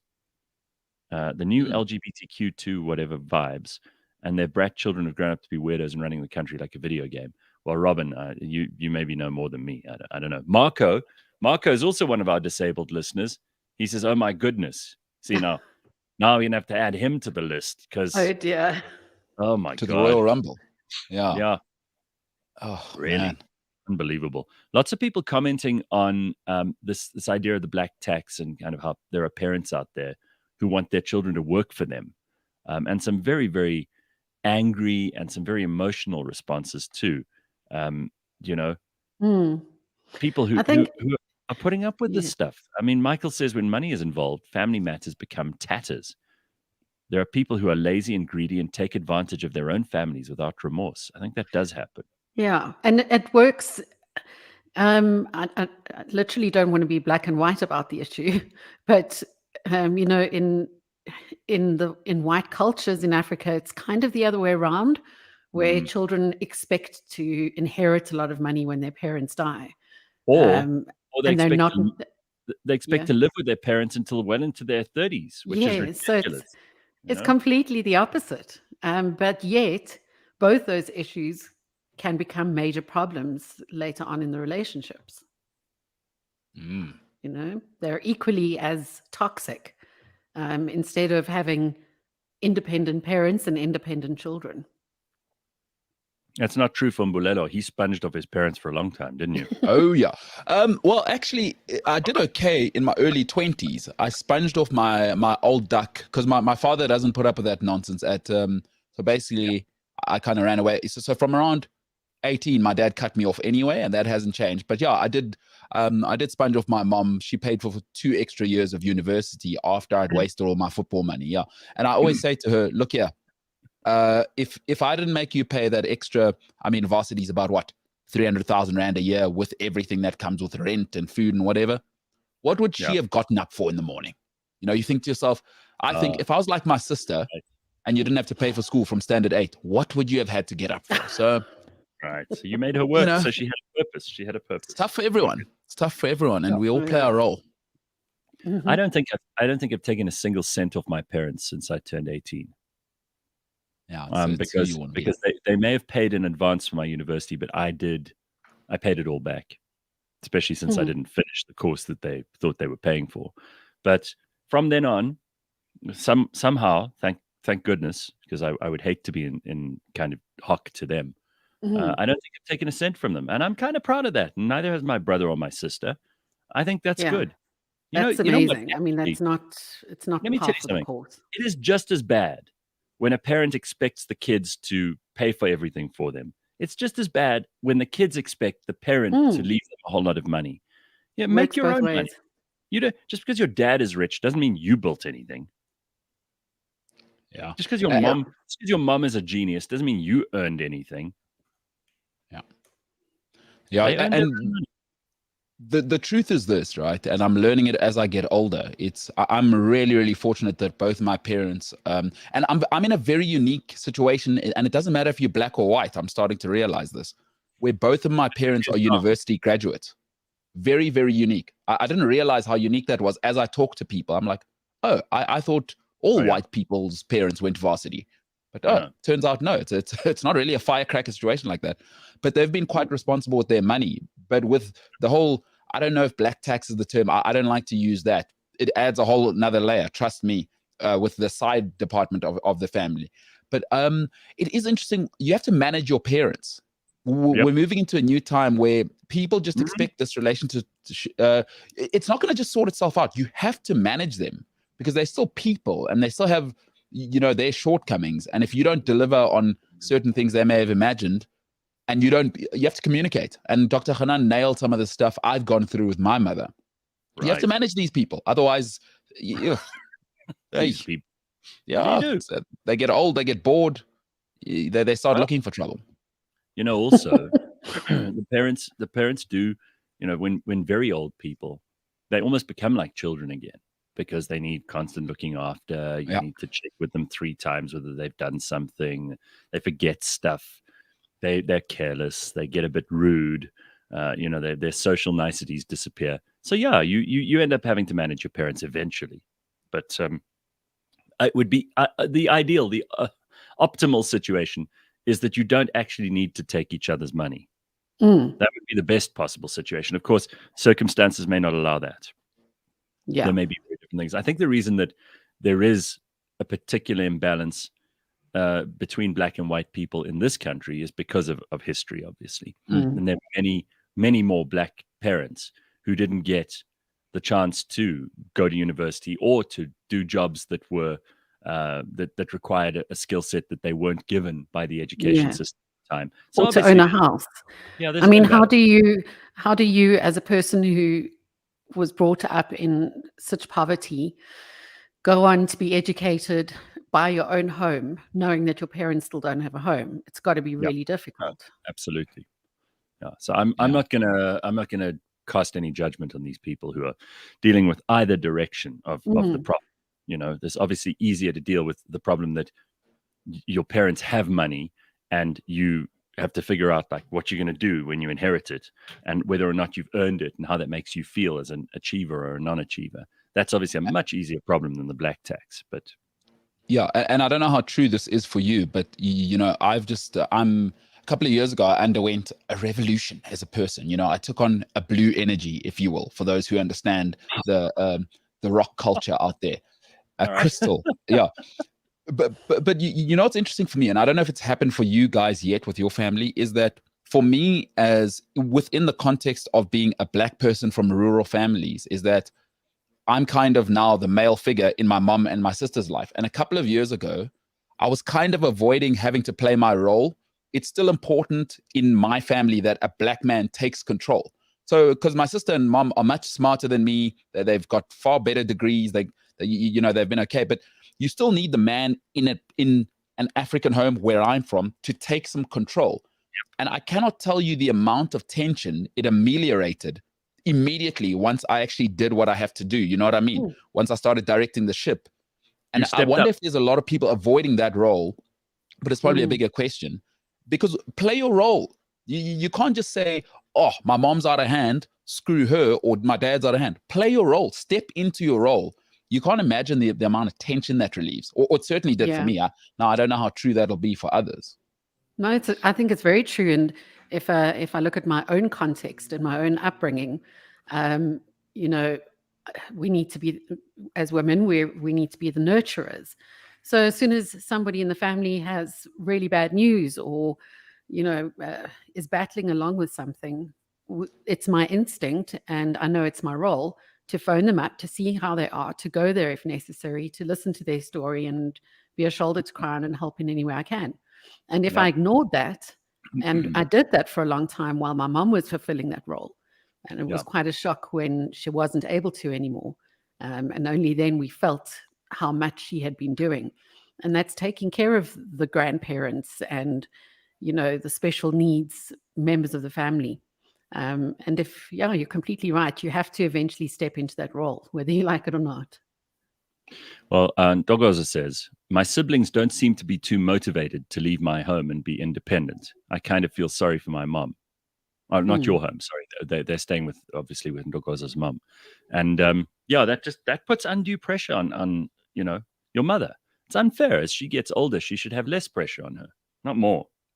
1,000%. I told my mom I had to bring the family meeting together. So eventually we had to have a WhatsApp group. Like, I don't know if I told you this, about 2 years ago. I said, the tap is closed, because my mom's so used to just dishing money out. Just to the rest of the family. Yeah. And I said, it's over. The tap is dry, and lots of unhappy people. You can only imagine the types of messages I was getting, but it's over. You have to manage people. People are selfish. People do not care about you. They only care about themselves. Manage them. Well, Robin says, I told my dad that I would look after him. I won't send him to a home. There've been many times where at the dinner table, my brother has jokingly said to my dad, just remember, I'm the one who gets to decide where you go to when you become senile. Yes, correct. Absolutely. Yeah. It's it's interesting that, you know, there are loads of kids who are growing up now who, as I mentioned earlier, are just living with their parents for far too long, well into their 30s. And that's an arrested development, right? Yeah. You're just never, ever going to be a serious person if you are still living with your parents, or if you're still dependent on them in your late 30s. It's hugely embarrassing, first of all, and you should be embarrassed about it. But also it is, I mean, of course, if you're of sound mind and body and you don't have any serious ailments, or let's just put that proviso in, because otherwise people are going to say, well, you're very unfair because, you know, I have a serious issue, or I have, some kind of physical disability or whatever. Sure, that makes an exception. But if you are still in your 30s and you're still dependent on someone else in the family for money and for sustenance and for succor, and you can't go out and do it yourself, you're just a parasite. And I can't say a nice thing about that for you to make you feel better. You should be embarrassed.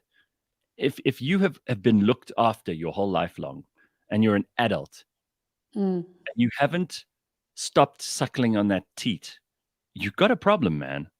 And whether you're a guy or a girl, it doesn't make any difference. And don't tell me, oh, but you need to be there to look after that. They don't need you. If they're paying for things, you need them. Yeah, I know. It's hilarious. Especially oaks I went to school with. I'm like, bro, get out of home. Your parents spent so much money sending you to school to make you into a functional adult. Like, stop now. It's disgusting. It gets to a point where it stops being funny. Get out of home. You like, your parents want to walk around naked in the kitchen, bro. Like it's over. It's over. This thing's over. Yeah, that's a scary thought. Old people do stuff too. You guys need to get over yourselves. Listen, you guys got 20 more years, and then it's, so you want to, sometimes you just want to have your fried eggs with your wang hanging out. I would love to hear, though, apart from the horrible, disturbing mental imagery that Bolelo is giving us to think about this morning, I'd love to hear from someone who is in their late 30s or even older and is still living with their parents in their parents' house, where they're still dependent on their parents, and hear what your justification might be. I mean, maybe there's something I'm not seeing, but what on earth could it be? I'm really trying to be understanding from the point of view of how there can be. And listen, this is a big problem for people all over the world. It's not just a South African thing, right? You've got this happening in the United States and in Europe and in Canada and in Brazil and in Australia and all over the place. And I want to know how it works and whether or not you can, because surely there's also that issue of authority and who's actually paying the bills and whose house it is. Because, if my house, my rules. So if someone comes into my house, even if it is a parent, this is to go back to our discussion with Dr. Hanan earlier and with Mpo. If my mother and father, who I do respect and love, but if they come into my house and tell me how to live, I don't think that's going to go well for them. I don't require, I'm not under their authority anymore. And I don't require their money or their input. Their advice is always welcome, but I don't require it. And if you don't get to a point where you outgrow that stuff, you're not really an adult. You're still in thrall, right? There is no empathizing. Yeah. I mean, I left for boarding school 13 years old. I've never really been back home, even in the height of my delinquency. I've never lived at home again. From 13, I basically so I can never understand the mentality of not wanting to get out your parents, especially when they give you everything. Like, I'm sorry, I do grade on a scale there.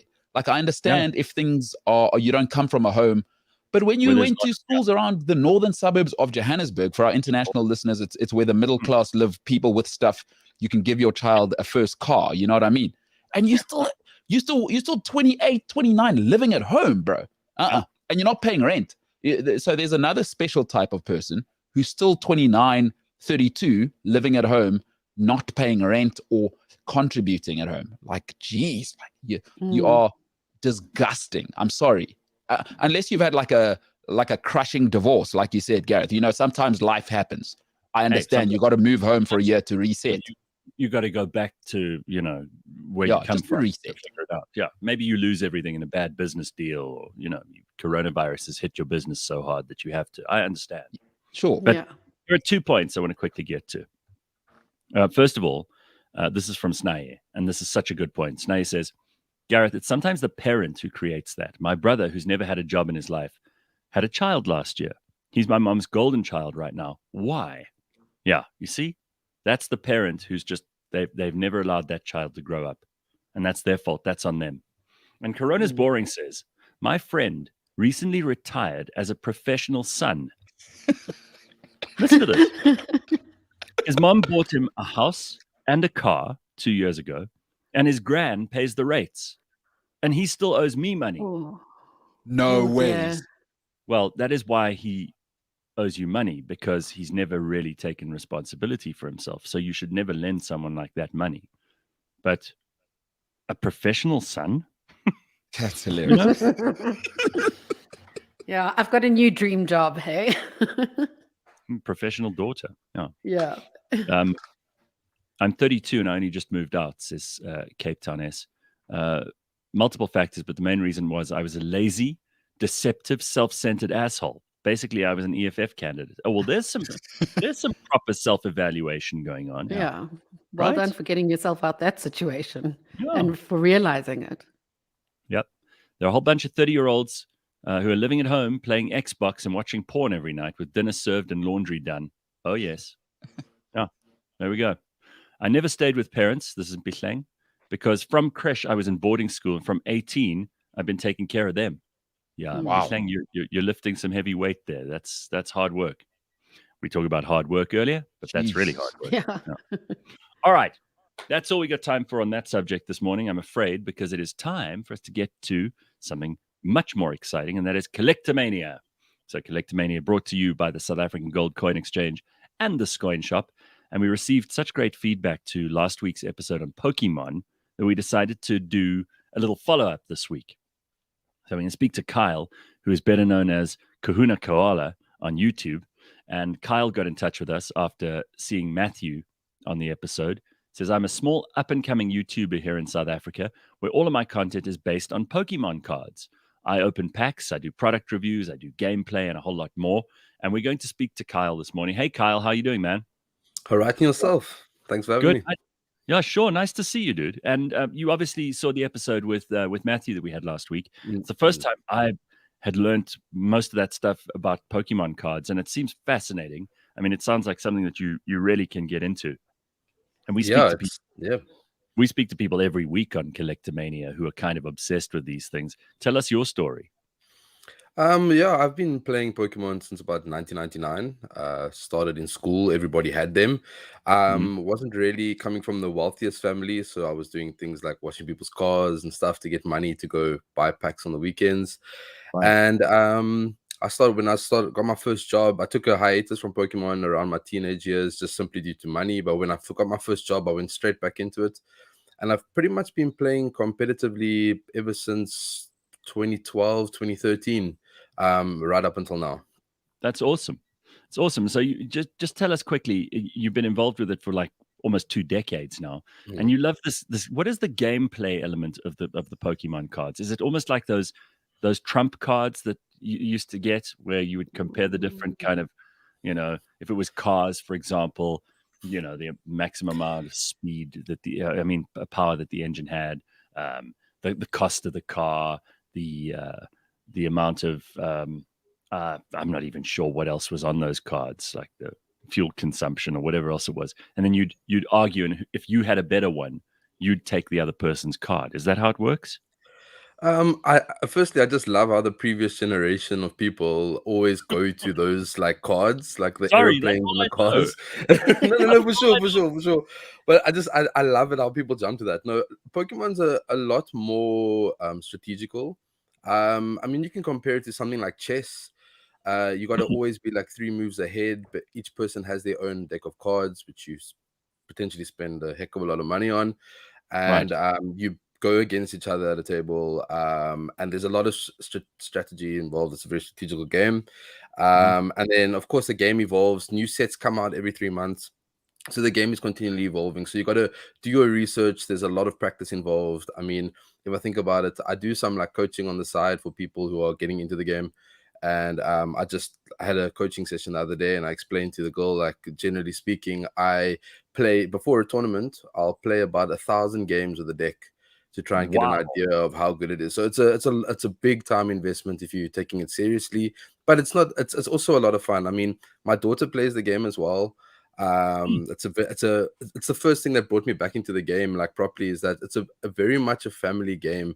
It incorporates children, girls, boys, husbands, wives. I mean, it's very nice to rock up at an event and there's a mother, father, and 2 kids all playing together. Awesome. So there is a very fun aspect to the game as well. It doesn't have to be as competitive as some of us take it, but it definitely can be very, very competitive.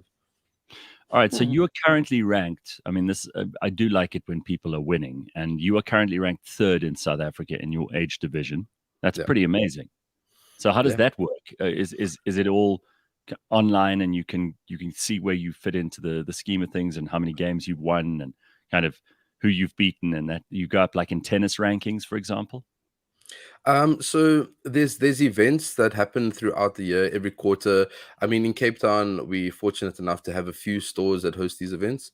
I just want to just put a point in that and say that the events have been suspended since Corona started, but it will be hopefully coming back this year. But either way, you would go to these stores, compete in events, and depending on your ranking in that event, you would get something known as championship points, and then your cumulative championship points give you a ranking within South Africa.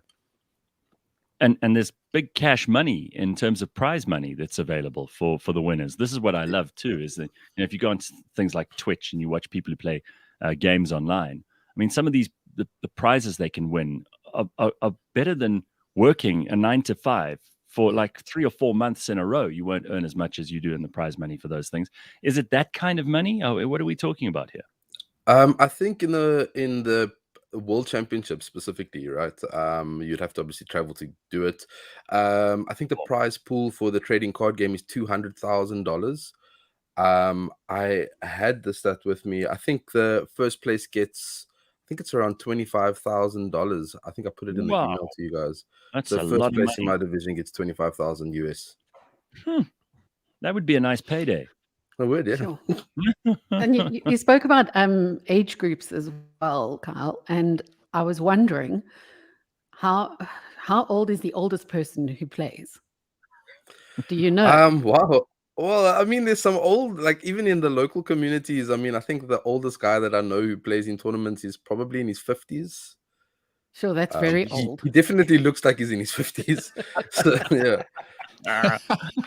But I mean, old people might be good at this. If you think about how good they are at solitaire and at playing like poker or whist or something like that, then why the hell wouldn't they learn the strategy of this game? I mean, like I can definitely say that playing other strategical games like chess helps you improve your Pokemon game. I mean, I play quite a couple of different trading card games, and sometimes things that I've learned from other games translate into Pokemon and has made me a better Pokemon player.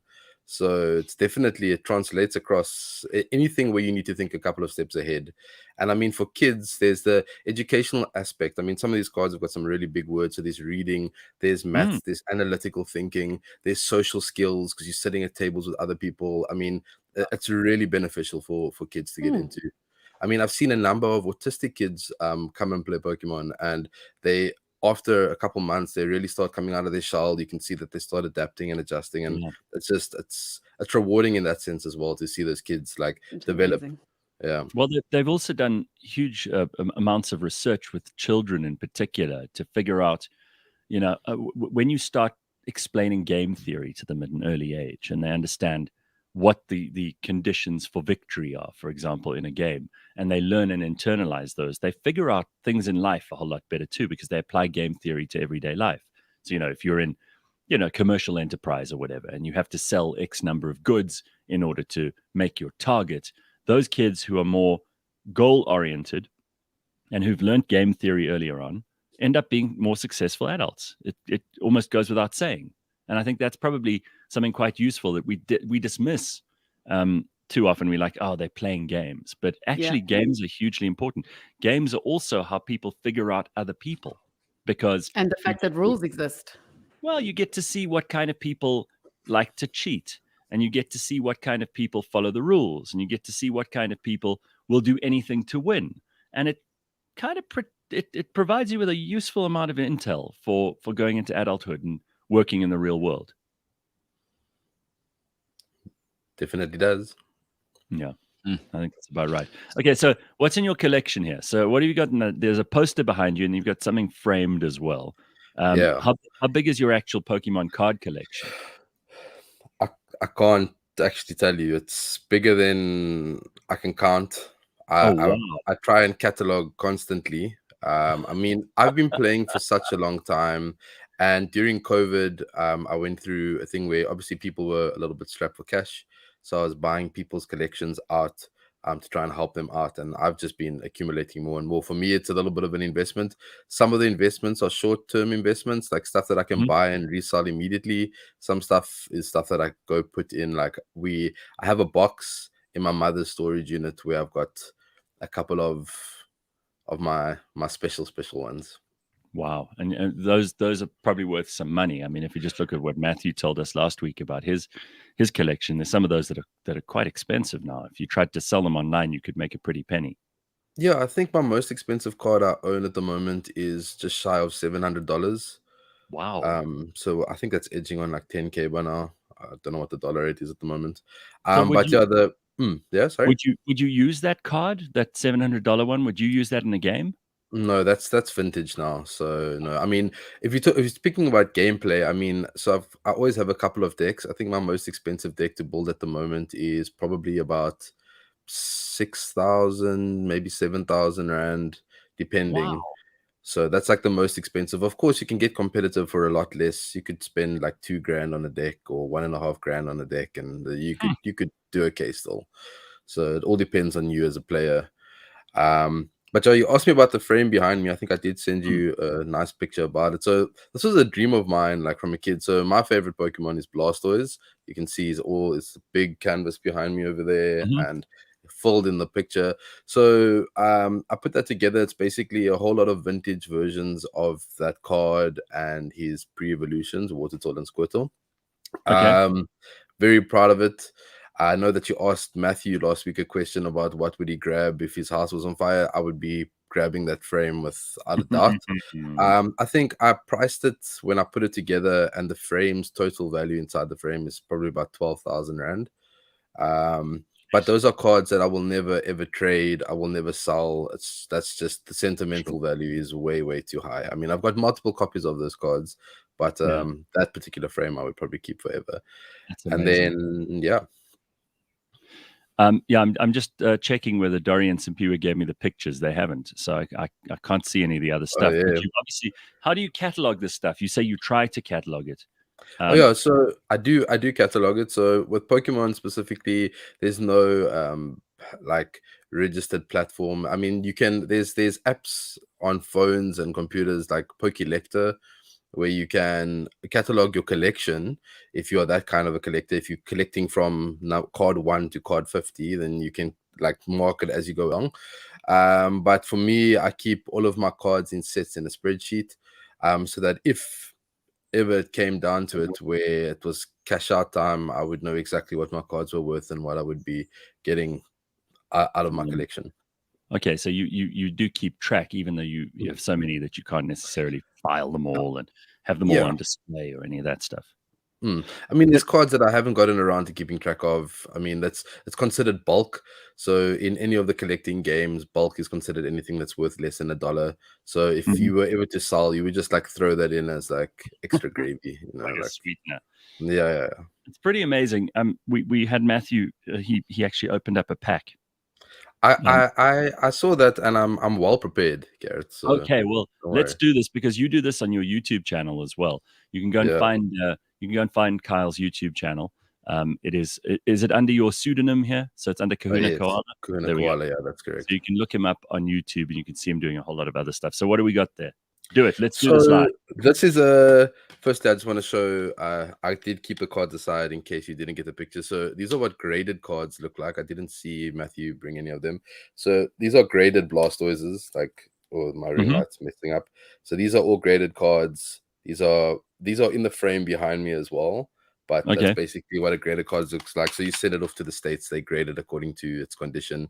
And then, of course, that affects the price value. There's the picture. Very nice. Yeah, got it. So, yeah. So those are some of my favorite graded cards. And before I open the pack, I just wanted to also mention that some people collect sets from, like I said, 1 to the last card, right?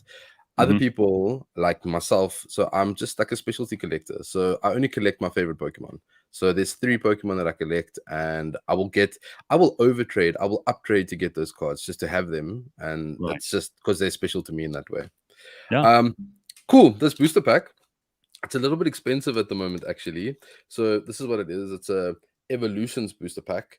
Wow. The set did very well for the nostalgic value because they basically reprinted cards that looked like they were from the base set. I had a look yesterday. These boosters go for about 300 rand a pack at the moment, where a normal pack goes for about $80.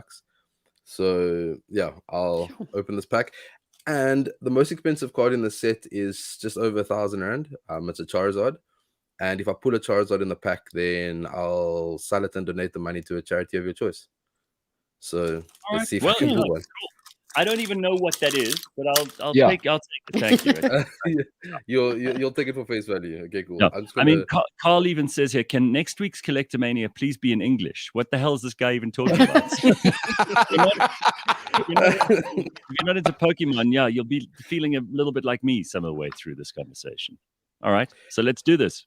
Cool. Let's see. Hopefully, I know like my camera does a little bit of focusing issues, but that's not worth anything. That's a potion.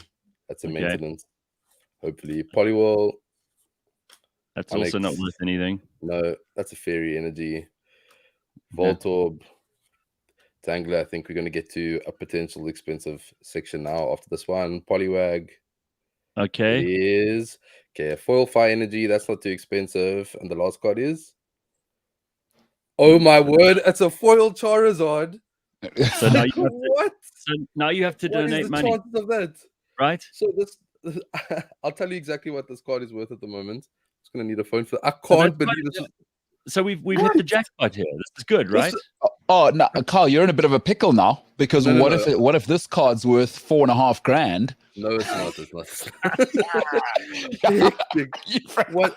Look, I just want to tell you, like, I mean, this you'll see over here. There's an open stand here on my shelf. This booster's been sitting on my shelf for months, just a part of my display.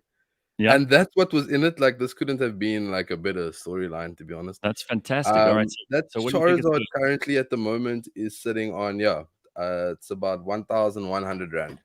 Beautiful. That is gorgeous. Look at it. I can't believe I put this on your channel, man. That's that's awesome. This I think I could get into this where you donate money to worthy causes every time we have you on. As always, you put it in. And now every time you look behind you, the pain of, oh my God, I promised to give it to a charity before I actually opened the pack. No. This is awesome. That's all fair game. Look, I'm very much paying it forward. I've been very fortunate in my channel, had a lot of help from people and sponsors and all that nonsense. So this it's only paying it forward. I'm still a bit in shock here, actually. I can't believe it. So leaving Pokemon aside for a moment, you also collect Magic the Gathering. Now, what is that? Because again, this is territory I'm completely and hopelessly unfamiliar with. Okay, Magic the Gathering is a bit older than Pokemon. So Pokemon came out in 1996, Magic the Gathering 1993. So it's a bit of an older game, a bit of a more mature game. Not so much. Pokemon is the only card game that accommodates for age groups, right? So kids, teenagers, adults. Magic is just open form. So 1993 it came out. There is some serious investment value in Magic. Not just from a playing perspective, but from a collecting perspective. In South Africa, Magic is more of a playing game, but I can tell you that I buy and sell collections like I do with Pokemon. I've been making, as of the last 2 years, I've been making a lot more money with Magic. In fact, like almost a second salary every month. Like that's the amount of money we're speaking about. It's a bit hectic. And yeah, I looked up some stuff here. So the most expensive raw Magic card at the moment is Alpha Black Lotus. So Alpha is the first set ever printed in 1993. The token card from that set is worth $35,000. If that card is graded, there was an auction last year. A graded autographed version of that card went for $511,000. My God! But even just the 32,000 or something that you said, 35,000, 35,000. That's still over R500,000 for that card. It's crazy.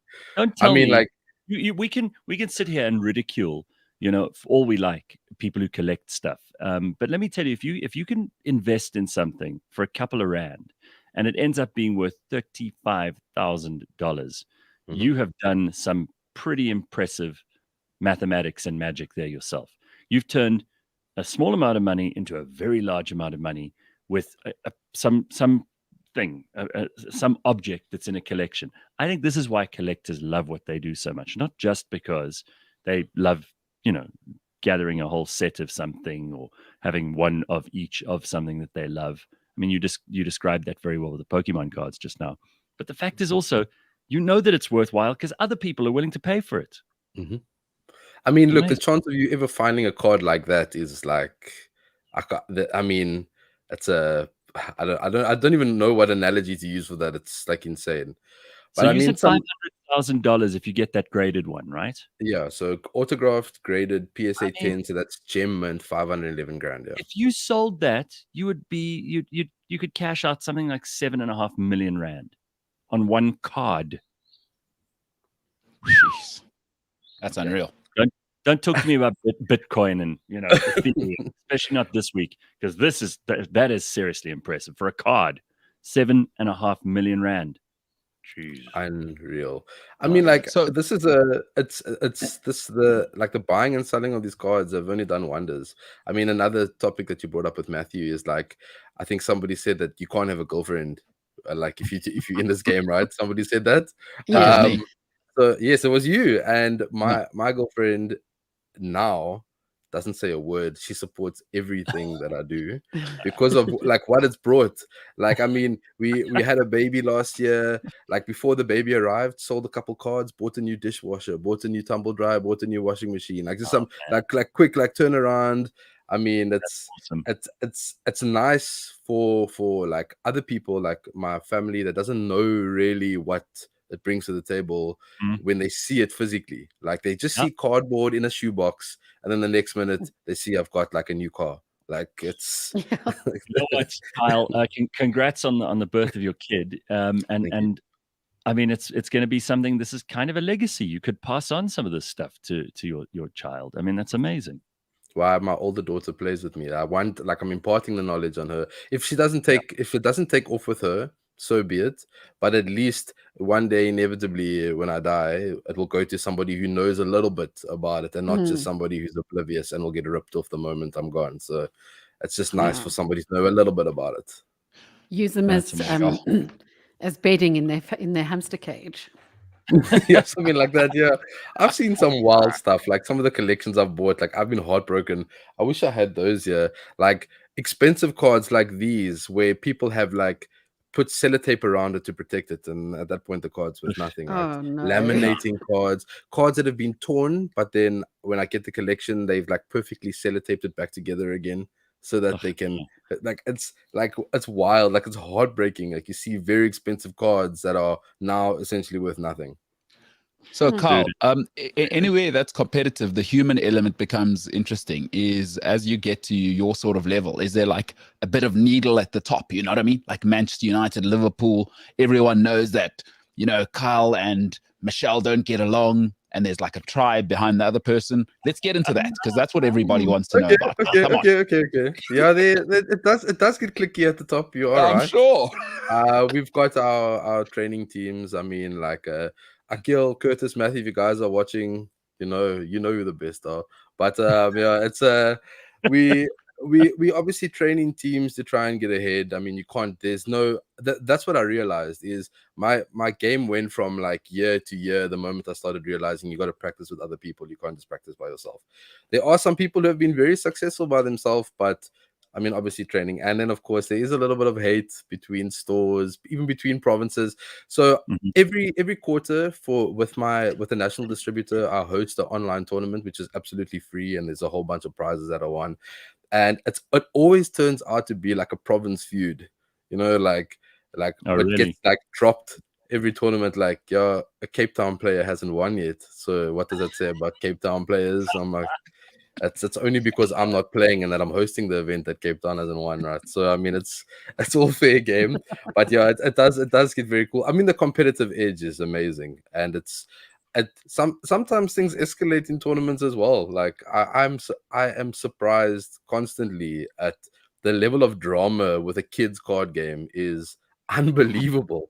Like I just sometimes I have to step back and just say, like, you guys do know that this is a kids card game, right?